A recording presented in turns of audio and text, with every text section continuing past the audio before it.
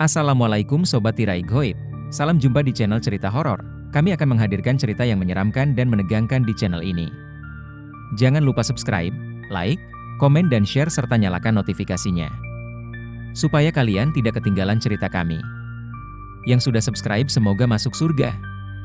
Cerita ini hanya fiktif belaka jika ada kesamaan nama dan kejadian itu hanya kebetulan. Malam itu, pesta di villa mewah seorang pengusaha ternama berlangsung meriah. Angin laut dari pantura berhembus lembut, membawa aroma asin dan suara deburan ombak yang tenang.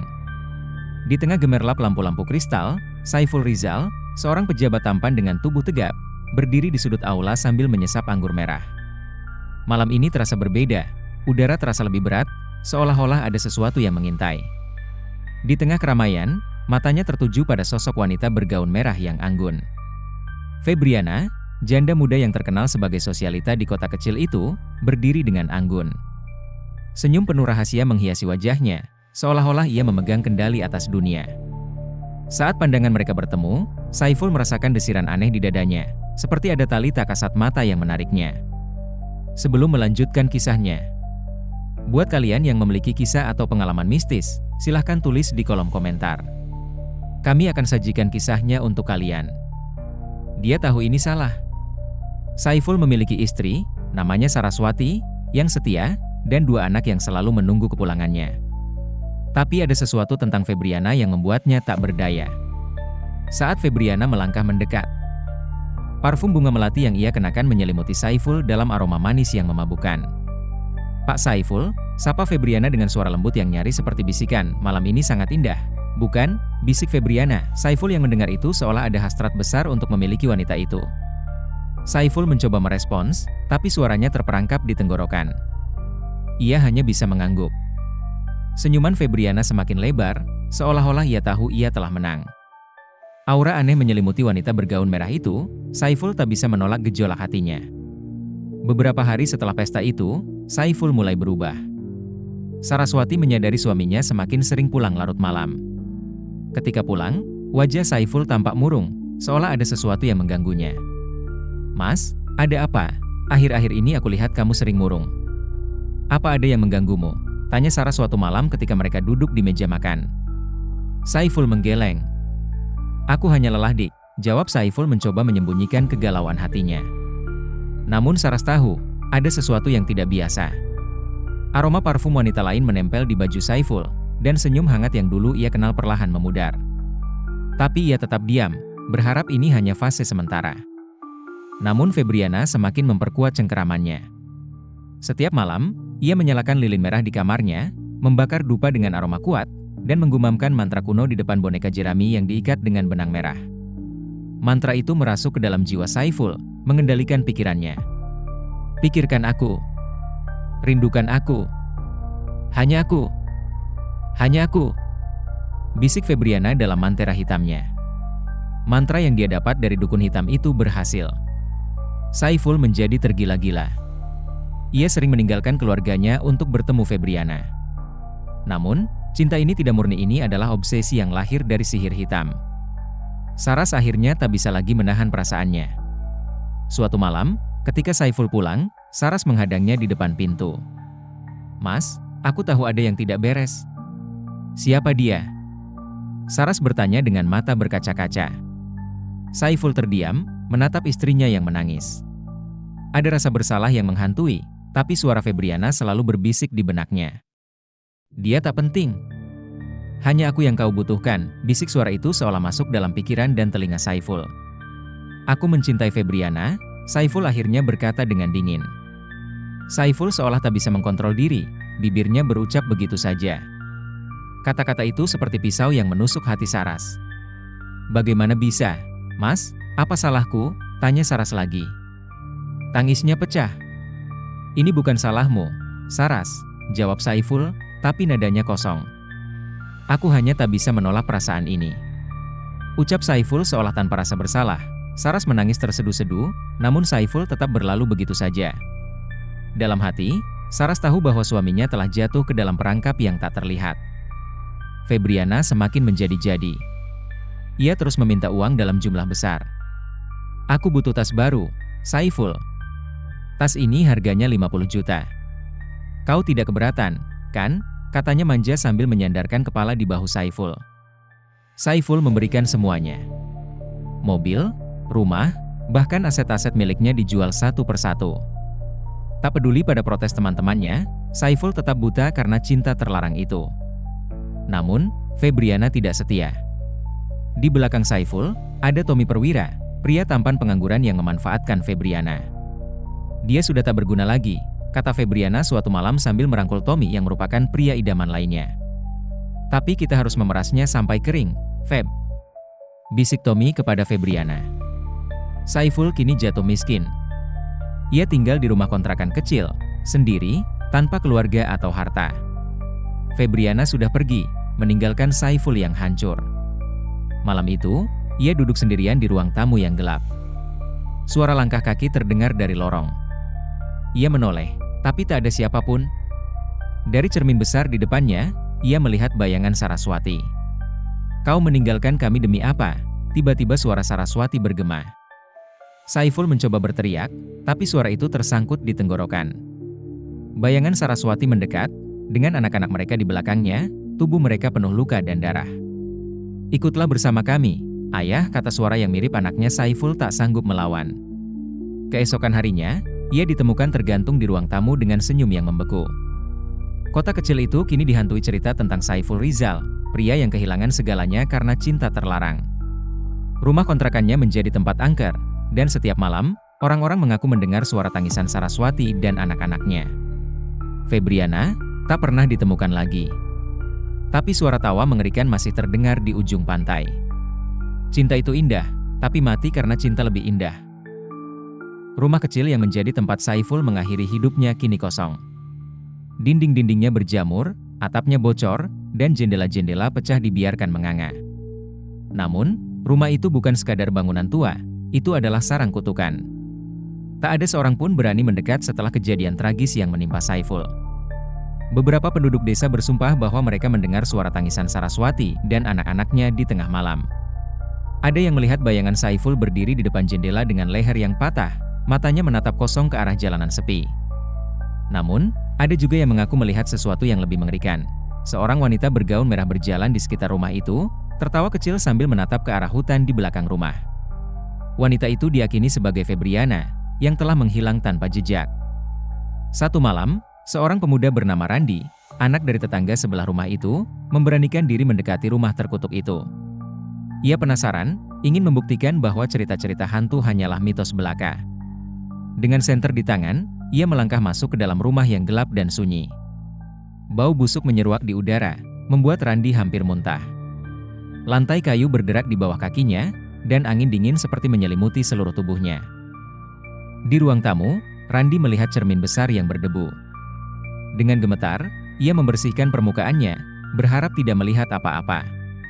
Namun, seketika itu juga, wajah Saiful muncul di belakangnya, lehernya patah, matanya kosong, dan mulutnya tersenyum lebar. Kau, ikut denganku, suara Saiful berbisik di telinga Randi.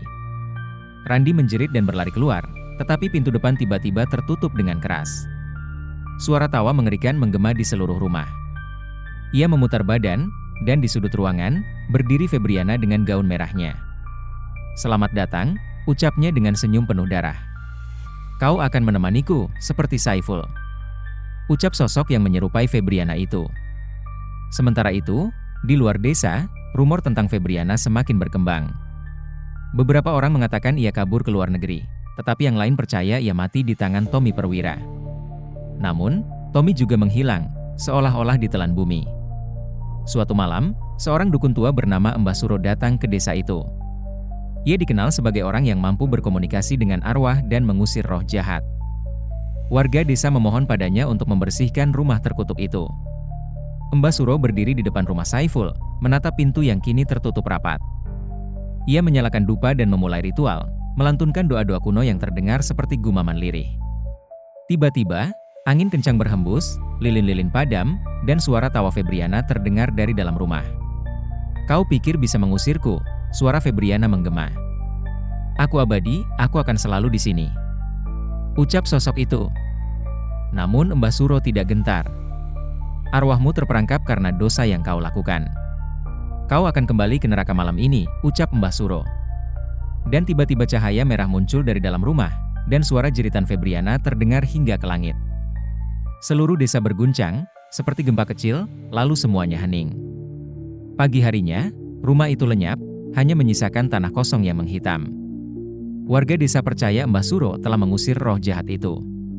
Namun, di tengah malam, suara tangisan Saraswati dan anak-anaknya masih terdengar. Saiful dan keluarganya mungkin telah pergi, tetapi kutukan Febriana masih menghantui tanah itu.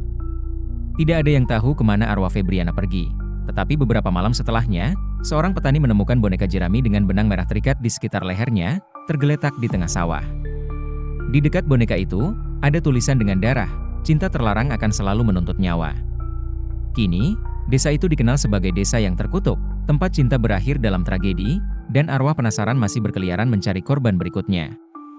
Beberapa tahun berlalu, desa itu tetap dihindari.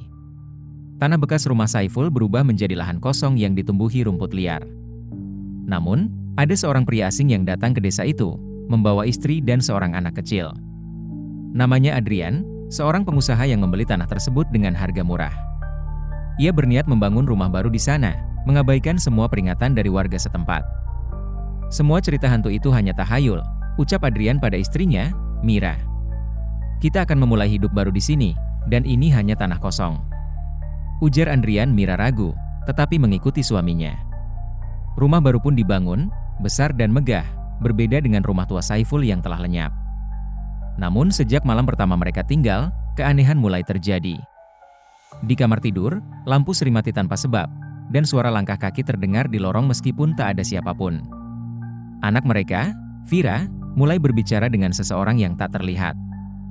"Mama," bisik Vira suatu malam, matanya yang bulat menatap kosong ke arah jendela. "Om Saiful ingin bermain denganku," ucap Vira. Mira tersentak. "Siapa, sayang?" tanya Mira. "Om Saiful," jawab Vira sambil tersenyum. "Dia bilang dia kesepian," ucap Vira lagi. Di kamar tidur, lampu sering mati tanpa sebab, dan suara langkah kaki terdengar di lorong meskipun tak ada siapapun. Anak mereka, Vira, mulai berbicara dengan seseorang yang tak terlihat. "Mama," bisik Vira suatu malam, matanya yang bulat menatap kosong ke arah jendela. "Om Saiful ingin bermain denganku," ucap Vira. Mira tersentak. "Siapa, sayang?" tanya Mira. "Om Saiful," jawab Vira sambil tersenyum. "Dia bilang dia kesepian," ucap Vira lagi. Malam-malam berikutnya, gangguan semakin parah. Suara tangisan terdengar di dapur, suara anak-anak tertawa di ruang tamu yang kosong, dan bau melati tiba-tiba memenuhi rumah. Adrian mulai gelisah. "Ini hanya ilusi. Jangan biarkan ketakutan menguasai kita," katanya pada Mira. Namun Mira tahu ini bukan sekadar ilusi. Vira mulai berubah. Gadis kecil yang dulu ceria kini sering duduk di sudut ruangan, memeluk boneka jeraminya sambil berbisik sendiri. "Saya akan bermain dengan Om Saiful dan Ibu Saras," katanya dengan suara yang terdengar seperti bukan miliknya sendiri. Gadis kecil yang dulu ceria kini sering duduk di sudut ruangan, memeluk boneka jeraminya sambil berbisik sendiri. "Saya akan bermain dengan Om Saiful dan Ibu Saras," katanya dengan suara yang terdengar seperti bukan miliknya sendiri. Mira tak tahan lagi. Ia pergi menemui Mbah Suro, dukun tua yang dulu mengusir roh Febriana. "Mbah, tolong kami," pinta Mira dengan air mata mengalir. "Ada sesuatu yang menyeramkan di rumah itu," ucap Mira lagi. Mbah Suro menatap Mira dengan mata yang lelah. "Kalian telah membangunkan mereka. Arwah yang terperangkap di tanah itu tak akan pergi begitu saja," terang Mbah Suro. Mbah Suro setuju untuk melakukan ritual terakhir, tetapi ia tahu ini akan menjadi perjuangan berat. Malam itu, Mbah Suro bersama Adrian dan Mira berkumpul di tengah rumah. Lilin-lilin dinyalakan, dan mantra-mantra kuno mulai dilantunkan. Namun, sebelum ritual selesai, Vira tiba-tiba berdiri di tengah ruangan. Mata gadis kecil itu hitam sepenuhnya, senyum mengerikan menghiasi wajahnya. "Kalian tidak bisa mengusir kami," suara Vira terdengar seperti gabungan banyak suara. "Kami adalah bagian dari tanah ini," ujar sosok itu seketika. Lilin-lilin padam, dan bayangan Febriana muncul di belakang Vira. Febriana mengenakan gaun merah yang berlumuran darah, wajahnya penuh luka dan senyum menyeramkan. "Kalian semua akan mati," katanya dengan suara serak. "Seperti Saiful," Ujar sosok itu, namun Mbah Suro tak gentar.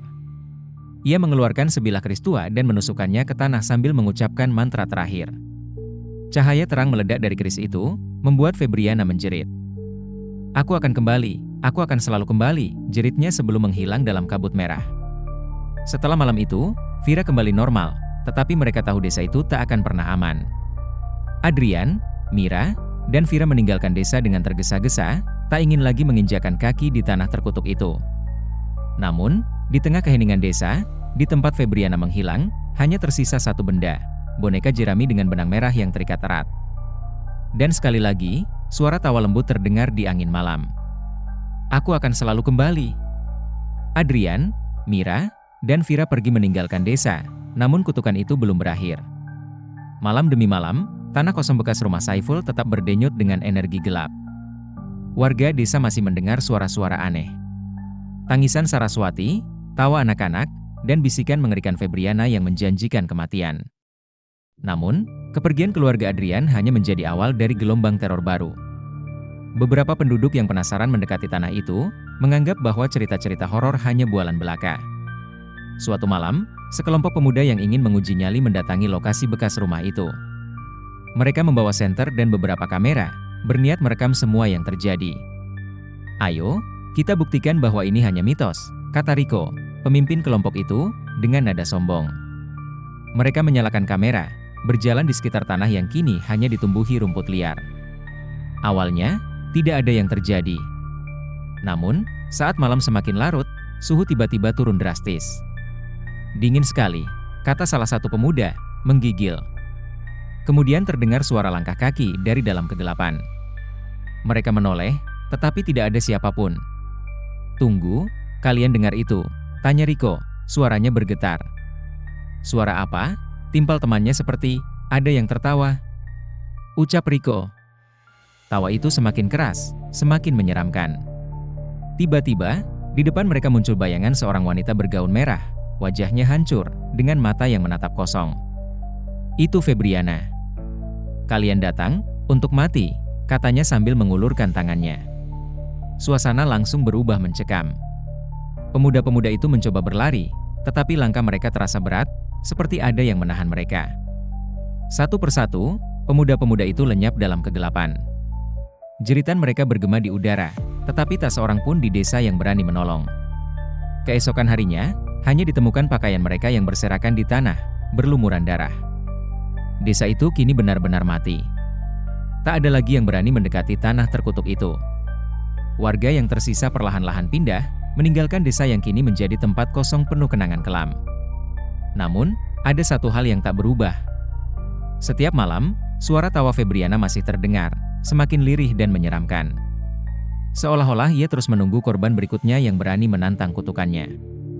Beberapa tahun kemudian, Mbah Suro yang sudah sangat tua dan lemah memutuskan untuk kembali ke desa itu untuk terakhir kalinya. Ia tahu kutukan itu belum benar-benar hilang. Dengan tubuh ringkih, ia berjalan ke tengah tanah kosong, membawa keris yang pernah ia gunakan sebelumnya. "Aku di sini, Febriana," ucap Mbah Suro dengan suara serak. "Akhiri ini," ucap Mbah Suro. Tiba-tiba, angin kencang berhembus, dan Febriana muncul dari kabut merah. Wajahnya yang dulu cantik kini berubah menjadi sosok menyeramkan, dengan mata kosong yang penuh dendam. "Kau sudah tua, Suro," kata Febriana. "Kau tidak akan bisa menghentikanku," ujar Febriana lagi. Mbah Suro tersenyum lemah. "Aku tidak perlu menghentikanmu, aku hanya ingin menemanimu," kata Mbah Suro dengan satu gerakan cepat. Mbah Suro menusukkan keris ke dadanya sendiri. Darah mengalir deras, tapi senyumnya tak pudar. Saat tubuhnya roboh ke tanah, cahaya terang meledak dari tubuhnya, menyelimuti tanah terkutuk itu. Febriana menjerit, tubuhnya terbakar oleh cahaya itu. Jeritannya menggema, memudar perlahan-lahan, hingga akhirnya hanya keheningan yang tersisa. Tanah itu kini benar-benar kosong, sunyi tanpa suara. Kutukan Febriana telah berakhir bersama kematian Mbah Suro. Desa yang dulu penuh dengan ketakutan kini ditinggalkan dan terlupakan, menjadi tempat yang sunyi di pinggir pantura. Namun, beberapa orang percaya, jika kau datang ke tanah itu di malam purnama, kau masih bisa merasakan dinginnya angin yang berhembus, seolah-olah arwah yang terperangkap masih mengintai dari balik kegelapan. Cinta terlarang akan selalu menuntut korban, Dan suara itu mungkin hanya angin, atau mungkin sesuatu yang lebih mengerikan.